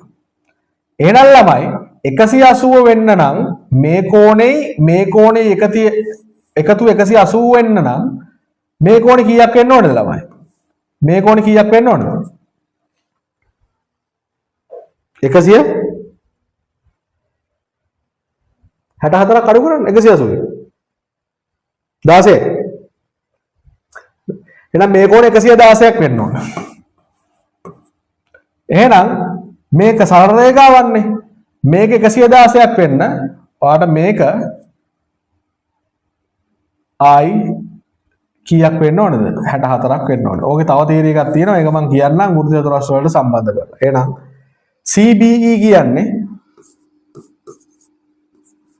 ඔයගලන්ට මතකද දන්නේ වෘත්ත චතුරස්‍රයකත් පාදයක් දික් කිරීමෙන් සෑදෙන බාහිර කෝණය එහි අභ්‍යන්තර සම්මුඛ කෝණයට සමාන වේ. ඒක මතක නැති හින්දා මම එහෙම කිව්වේ. හැමෝටම මෙතන අලුත් කට්ටියකුත් ඉන්නවා. 10 ළමයි කට්ටියකුත් ඉන්නවා. හරිද? 10 වසර කට්ටිය ඉන්න හින්දා තමයි මම කිව්වේ නැත්තේ අර තීරය ටිකෙන්ම ගන්න පුළුවන්. ත්‍රිකෝණයේ වෘත්ත චතුරස්‍රයක පාදයක් දික් කිරීමෙන් සෑදෙන බාහිර කෝණය එහි අභ්‍යන්තර සම්මුඛ කෝණයට සමාන වේ. එහෙනම් CBE කියන එක ඔයාලට එකපාර 64යි කියලා ලියන්න පුළුවන්. එතකොට ඔය ඔක්කොම ටික ඔයා පේපර් එකේ කරලා උත්තරේ දාන්න. ආයි වෙන කොහෙවත් ලියන්න ඕනේ නැහැ. හරිද ළමයි? තේරුණාද? ප්‍රශ්නයක් නැහැ නේද? මේ බලන්න. කොහොමද කරන්නේ? 6යි 5යි 2යි ගන්න. මේක විශාලම සංඛ්‍යාව මොකද්ද? එහෙනම් මේක ගන්නේ විශාලම සංඛ්‍යාව 6. එහෙනම් කොහමද? 6 වරක් 1 6යි 5න් බෙදෙනවද? නැහැ. 6 වරක් 2 12යි 5න් බෙදෙනවද? නැහැ. 6 වරක් 3 18යි 5න් බෙදෙනවද? නැහැ. 6 වරක් 4 24යි 5න් බෙදෙනවද? නැහැ. 6 වරක් 5 30යි 5න් බෙදෙනවද? ඔව්. 2න් බෙදෙනවද? ඔව්. එහෙනම් 30 තමයි සංඛ්‍යාවල කුඩා පොදු ගුණාකාරය 30යි. x ගේ වැඩිම බලය මොකද්ද? x වර්ග. y ගේ වැඩිම බලය මොකද්ද? y වර්ග. එහෙනම් ඕක තමයි කුඩා පොදු ගුණාකාරය. එහෙනම් මේකේ කුඩා පොදු ගුණාකාරය ගන්නේ සංඛ්‍යාවල කුඩා පොදු ගුණාකාරය ගන්නවා. මේක වැඩි කරනවා x වැඩිම බලයෙන්. ඒක වැඩි කරන්න y ගේ වැඩිම බලයෙන්. එච්චරයි. ඕකෙන් ඕකේ උත්තරය එනවා. ඕකෙන් මේකේ උත්තරය එනවා. හරිද? හරි. 18. බලන්න 18 වෙනි ගාන. ඍජු ප්‍රිස්මයක ත්‍රිකෝණාකාර හරස්කඩ වර්ගඵලය 616 වර්ග සෙන්ටිමීටර එකකි. එම ප්‍රිස්මයේ උසට සමාන උසක් සහිත පතුලේ අරය ආර්වන ඍජු වෘත්ත සිලින්ඩරයක පරිමාව ප්‍රිස්මයේ පරිමාවට සමාන වේ. R හි අගය සෙන්ටිමීටර වලින් සොයන්න. එහෙනම් ඔය කතාව කියනකොටම ඔයාවක තේරුම් ගන්න ඕනේ මොකද්ද මේ කියන්නේ කියලා. දැන් ඍජු ප්‍රිස්මයක් ත්‍රිකෝණාකාර ඍජු ප්‍රිස්මයක්. ඒ කියන්නේ ප්‍රිස්මයක් කියන්නේ මේ වගේ ගන්නෙ. ඔය වගේ එකක් තියෙනවා. හරි. මේකේ හරස්කඩ වර්ගඵලය මේක ඇවිල්ලා 616යිලු. මේකේ උස h කියලා ගන්නකො. මේ උසට සමාන තව සිලින්ඩරයක් තියෙනවලු. මේ උසට සමාන තව සිලින්ඩරයක් තියෙනවා. එහෙනම් සිලින්ඩරේ උසත් h. එහෙනම් අපි දන්නවා මේ දෙකේ පරිමාව සමානයි. එහෙනම් ප්‍රිස්මේ පරිමාව වෙන්නේ කොහොමද? ඕනම ඒකාකාර වස්තුවක්. ඒකාකාර වස්තුවක් කියන්නේ මොකද්ද? හරස්කඩ වර්ගඵලය වෙනස් වෙන්නේ නැත්තම් යම්කිසි අක්ෂරයක් දිගේ හරස්කඩ වර්ගඵලය වෙනස් වෙන්නේ නැත්තම් ඒක ඒකාකාර වස්තුවක්. දැන් මේක කපලා උඩින් මොනතරින් බැලුවත් මේකේ මේ වෘත්තේ පේනවා. එහෙනම් මේක ඒකාකාරයි. මේ වගේ එකක් ඒකාකාර නැහැ. මෙතනින් කැපුවාම පේන වෘත්ත වෙනස්. මේ හැරියට එනකොට වර්ගඵලය වැඩි වෙනවා. ඒකාකාර වස්තුවක් කියන්නේ හරස්කඩ වර්ගඵලය එකම වෙන එක. හරිද? එහෙනම් මේ දෙකේ පරිමාව සමාන කරලා ලියන්නේ ඉතින්. එහෙනම් කොහොමද ගන්නෙ අපි ඒකාකාර හරස්කඩක් තියෙන වස්තුවක පරිමාව හරස්කඩ වර්ගඵලය වැඩි කරනවා උසේ. එහෙනම් ප්‍රිස්මේ පරිමාව වෙනවා මං ඔන්නම් මෙතන ඊට මැද මේවා ලියන්න ඕනේ නැහැ තේරුම් ගන්න ඕනින්ද ලියන්නේ. මේවා ලියලා වැඩක් නැහැ හොඳේ. ප්‍රිස්මේ පරිමාව වෙනවා හරස්කඩ වර්ගඵලය වැඩි කිරීම උස. එහෙනම් 616 වැඩි කිරීම h. සිලින්ඩරේ පරිමාව වෙනවා සිලින්ඩරේ පරිමාව හරස්කඩ වර්ගඵලය 5r වර්ග h කියන්නේ උස. එහෙනම් මේ දෙක සමාන කරා නම් හරි. ඇයි පරිමාව සමානයිලුනේ.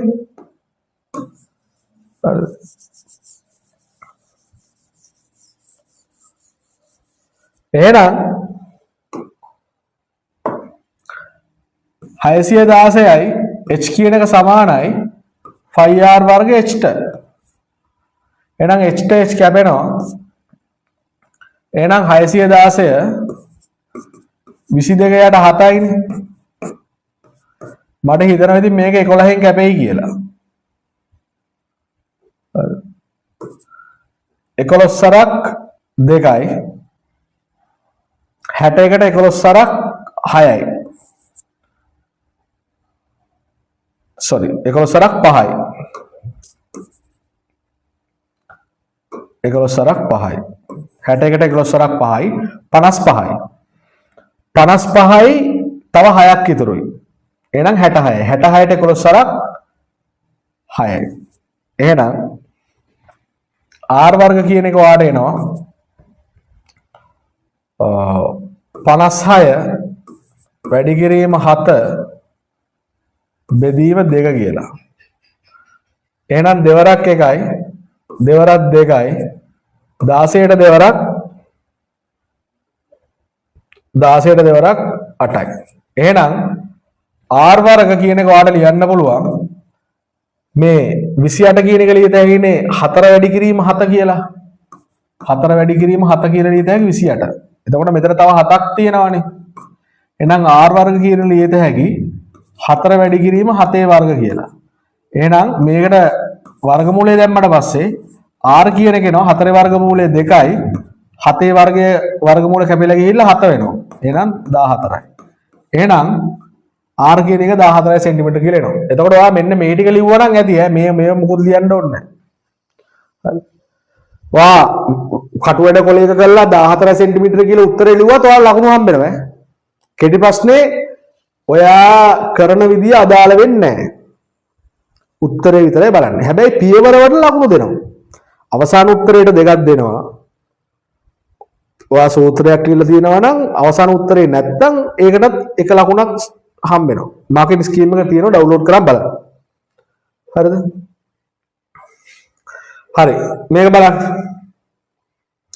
දී ඇති ABC ත්‍රිකෝණයේ ABC ත්‍රිකෝණයේ AB සහ AC පාදවල මධ්‍ය ලක්ෂ පිළිවෙලින් D සහ E වේ. ඒ කියන්නේ මේ දෙකේ මධ්‍ය ලක්ෂ තමයි දීලා තියෙන්නේ. ADE අංශක 90යි. එහෙනම් මේක අංශක 90යි.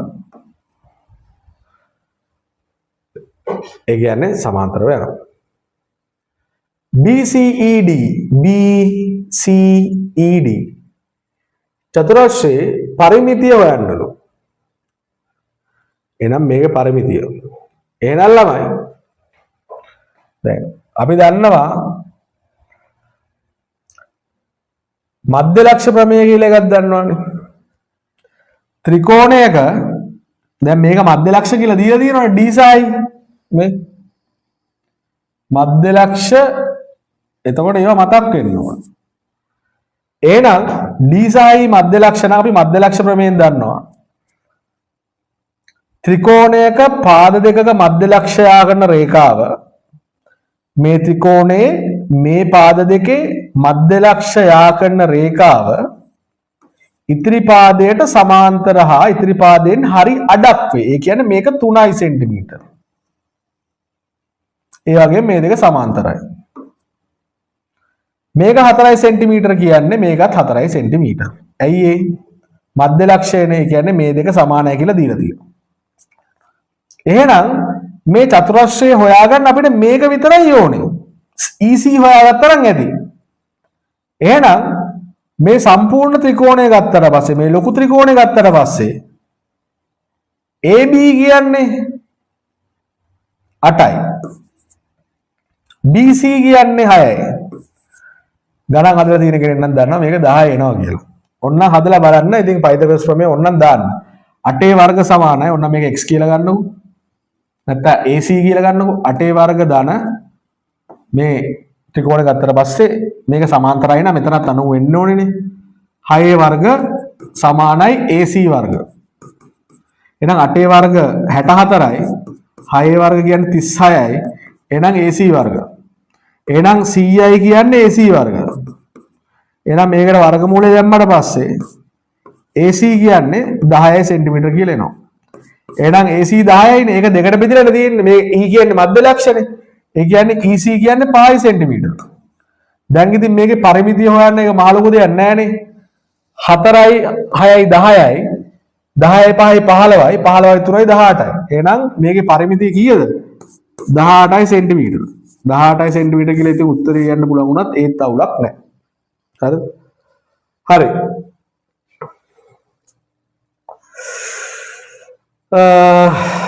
බලන්න 20 කාටසීය තලය මත 4 6 සහ 6 9 ලක්ෂය ආකරන සරල රේඛාවේ සමීකරණය සොයන්න. මේවයි ගණන් නම් ඉතින් අනිවාර්යෙන් එනවා. හරිද? දැන් ඕගොල්ලෝ පාස් පේපර් ටික ගිහිල්ලා බලන්න මේ වගේ ගණන් මැදි අනිවාර්යෙන් පාස් පේපරයක් කර පාස් පේපරයක් මේ වගේ ගණන් තියෙනවා. එහෙනම් සරල රේඛාව සමීකරණය හොයන්න අපි මොකද්ද කරන්නේ? අපි දන්නේ එක දෙයයි. හරිද? අපි දන්නේ y සමානයි mx ධන c. අනුක්‍රමණය අන්තක්ඛණ්ඩය දන්නවා සරල රේඛාව සමීකරණය හොයන්න පුළුවන්. එහෙනම් මේකම ගන්න. මොකක් හරි ලක්ෂයක් ගන්න. මේක පළවෙනි ලක්ෂය කියලා ගන්නකො. එතකොට මේක x1 මේක y1 මේක දෙවෙනි ලක්ෂය කියලා ගන්නකො. මේක x2 මේක x2 මේක y2. එහෙනම් අනුක්‍රමණය කියන එක එනවා y2 ඍණ y1 බෙදීම x2 ඍණ x1. එහෙනම් y2 කියන්නේ කීයද? 9නේ. 9 ඍණ 6. y1 x2 කියන්නේ 6 ඍණ x1 4. එහෙනම් 9න් 6ක් ගියාම 3යි. 6න් 4ක් ගියාම 2යි. එහෙනම් අනුක්‍රමණය m කියන්නේ 3 බෙදීම 2යි. එහෙනම් y සමාන mx ධන c නේ. mx මෙතනම හදන්න පුළුවන්. එහෙනම් මොකක් හරි එක ලක්ෂයක් ආදේශ කරගන්න. මම මෙන්න මේ ලක්ෂය මම ගන්නවා. 4යි 6යි. y කියන්නේ 6යිනේ. m මං හොයාගත්ත 3 බෙදීම 2යි කියලා දාලා. x කියන්නේ කීයද? x කියන්නේ 4යි. එහෙනම් මේකෙන් c හොයාගන්න තියෙන්නේ. දෙවරක් 1යි දෙවරක් 2යි. තුන් වරක් 2 6 නා c බිඳුවයි. ආ මේ y සමාන mx ධන c නේ. එහෙනම් y කියන්නේ mx විතරයි. එහෙනම් මූල ලක්ෂ හරහා යන්නේ නේ. m කීයද? 3 බෙදීම 2යි x. මේක බිඳුවයි. මේක තමයි සරල රේඛාවේ සමීකරණය. දී ඇති වෘත්තයේ කේන්ද්‍රය O වේ. තවද ABCD සමාන්තර ආශ්‍රයක්ද AOBEF සරල රේඛාවක්ද වේ. රූපයේ දක්වන තොරතුරු අනුව DEF හි විශාලත්වය සොයන්න. DEF කියන්නේ මේක. එහෙනම් ABCD සමාන්තර ආශ්‍රයලු. ABCD සමාන්තර ආශ්‍රයක් කියන්නේ පුතේ මේවා සමාන්තරයි. මේවත් සමාන්තරයි. මේවා ඉතින් දාගන්න. දැන් හොයන්න තියෙන්නේ මොකද්ද? DEF. මේක සරල රේඛාවල. එහෙනම් අපි දන්නවා අර්ධ වෘත්තයේ කෝණය අංශක 90යි කියලා. මොකක්ද ඒ කියන්නේ? වෘත්තයක් ගත්තට පස්සේ විස්කම්භයක් කරහා ගිහිල්ලා මෙහෙම එනවනම් මෙන්න මේ කෝණේ අංශක 90යි.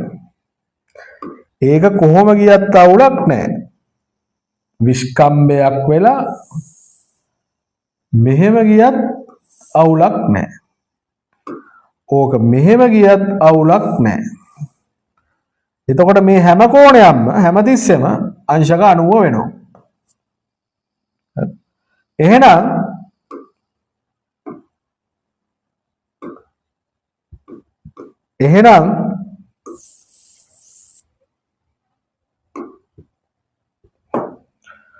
මේ කෝණය ඔයාලට අංශක 90යි කියලා ගන්න පුළුවන්.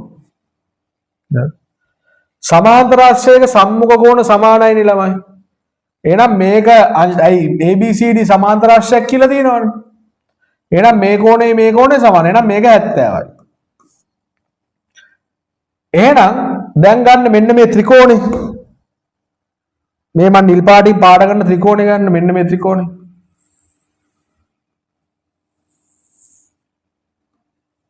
ඒ ත්‍රිකෝණයේ ඇතුළත කෝණ තුනේ එකතුව අංශක 180 වෙන්න ඕනේ.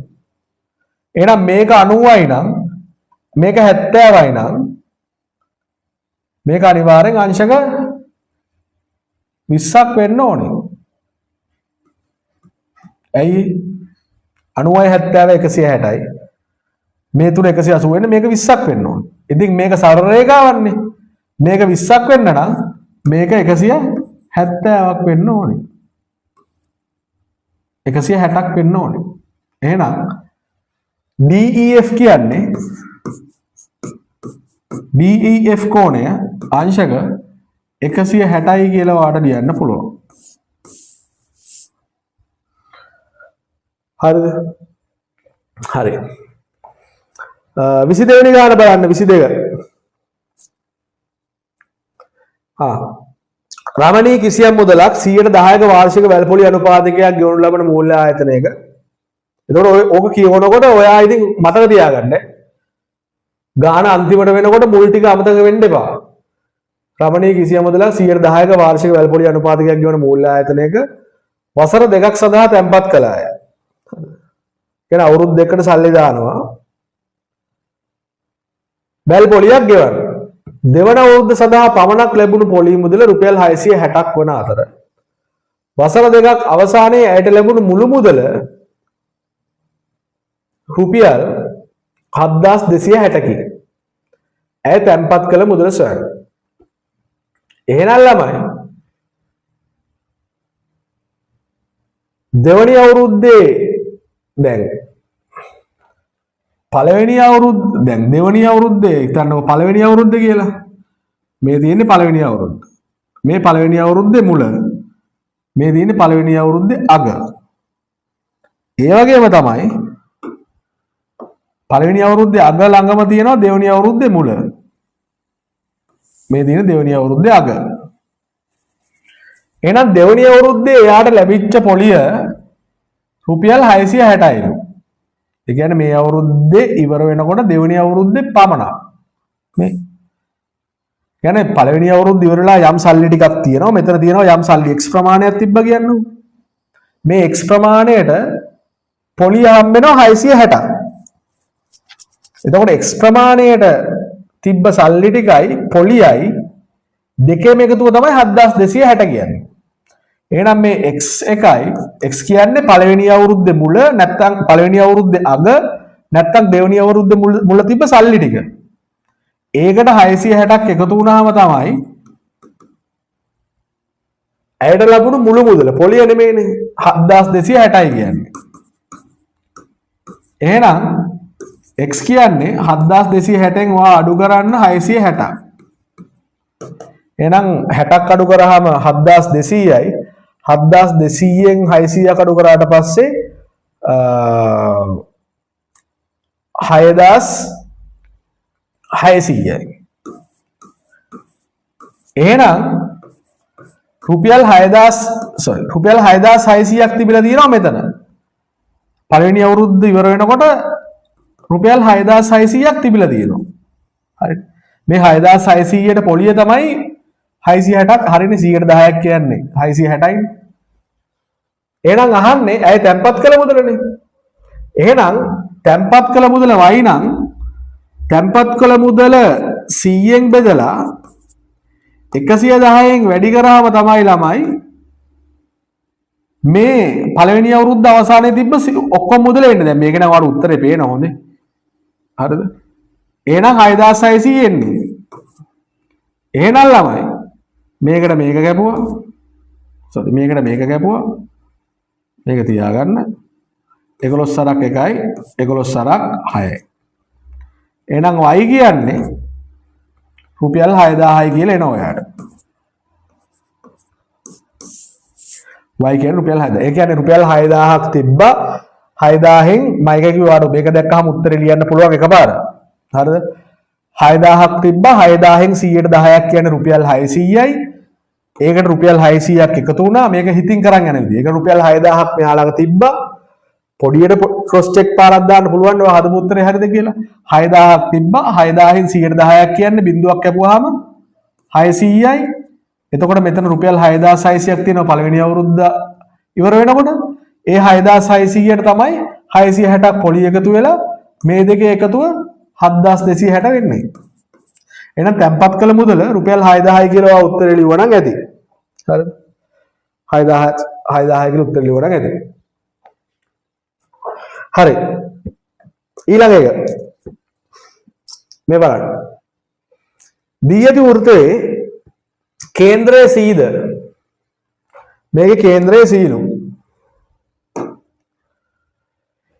AC සමාන්තරයි BD. එහෙනම් මේ දෙක සමාන්තරයි. AEB හි විශාලත්වය. AEB මේකේ විශාලත්වයනේ අහන්නේ.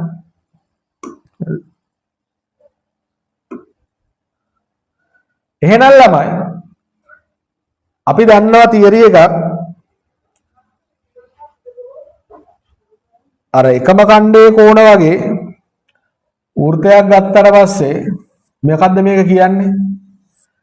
වෘත්ත ඡාපයක් මගින් කේන්ද්‍රය ආපාතනය කරන කෝණය එම වෘත්ත ඡාපය මගින් මේ තියෙන්නේ වෘත්ත ඡාපය. මේකෙන් කේන්ද්‍රය ආපාතනය කරන කෝණය එම වෘත්ත ඡාපය මගින් වෘත්තයේ ඉතිරි කොටස මත ආපාතනය කරන කෝණය වගේ දෙගුණයක්. කියන්නේ මේක ඇල්ෆා නම් මේක 2යි ඇල්ෆා. ඒක මෙහෙම තිබ්බත් අවුලක් නැහැ. මේක ඇල්ෆා. එතකොට වෘත්තය ගත්තට පස්සේ මෙහෙමනේ. එතකොට වෘත්ත ඡාපයක් මගින් මේ තියෙන වෘත්ත ඡාපය කේන්ද්‍රය ආපාතනය කරන කෝණය ඒ කියන්නේ මෙන්න මේක. එම වෘත්ත ඡාපය මගින් වෘත්තයේ ඉතිරි කොටස මත ආපාතනය කරන කෝණය වගේ දෙගුණයක්. ඒ කියන්නේ මේ කියන්නේ 30යි නම් මේක 60යි. ඒකනේ ඔගෙන් කියන්නේ. ඒක තමයි ඔගෙන් කියන්නේ.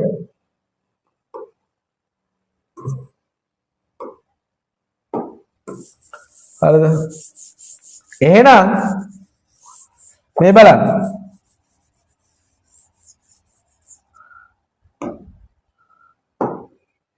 මේක අංශක 70යි නම් මේක 35යි.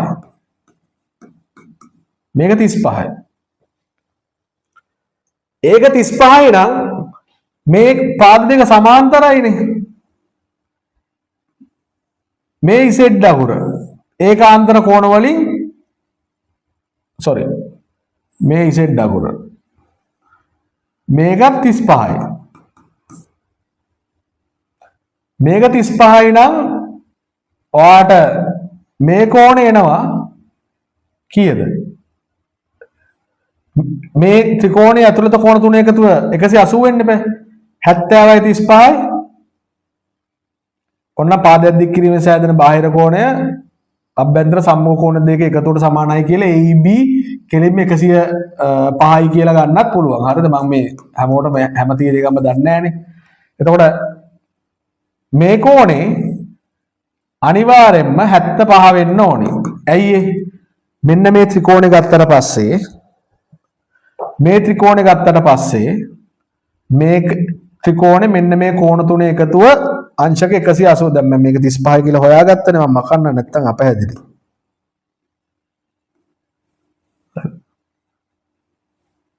හරි.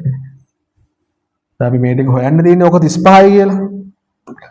එහෙනම් මේ කෝණය ගත්තට පස්සේ 35 70 105යි. ඒ කියන්නේ මේක අංශක 75 වෙන්න ඕනේ. එහෙනම් මේ කෝණයේ අංශක 75 නම් අපෙන් අහන්නේ AEB නේ. AEB. එහෙනම් මේක 75යි නම් මේක අංශක 105 වෙන්න ඕනේ. ඇයි මේක සරල රේඛාවක්. මේ කෝණ දෙක එකතුව අංශක 180 වෙන්න ඕනේ. එහෙනම් AEB කියන එක අංශක 105යි කියලා ලිව්වනම් ඔයාට ලකුණු දෙකක් හම්බ වෙනවා. හරි. ඊළඟ ගාන බලන්න. 3x ධන 11 විශාලයි 2යි. අසමානතාවයේ ඍණ නිකිලමේ විසඳුම් සොයන්න. ඉතින් මේකත් අර සාමාන්‍ය සමීකරණයක් සුළු කරන විදිහට මොකද සුළු කරගෙන විතරයි තියෙන්නේ. එහෙනම් 3x ධන 11නේ. විශාලයි 2යිනේ. මේ 11 අනිත් පැත්තට දාන්න. එහෙනම් 3x විශාලයි 11 අනිත් පැත්තට ගියාට පස්සේ ඍණ 11 වෙනවා. මෙච්චර ලියන්න ඕනේ නැහැ ඉතින්. ධන 2යි. තේරුම් ගන්න ඕනේ ඉඳ ලියන්නේ. නා ඍණ 9යි. එහෙනම් මේක 3ෙන් බෙදන්න. මේකත් 3ෙන් බෙදන්න. 3 වරක් 1යි 3 වරක් 1යි 3 වරක් 1යි 3 වරක් 3යි. එහෙනම් x කියන එක විශාලයි ඍණ 3යි. එහෙනම් සරල රේඛාව ගත්තට පස්සේ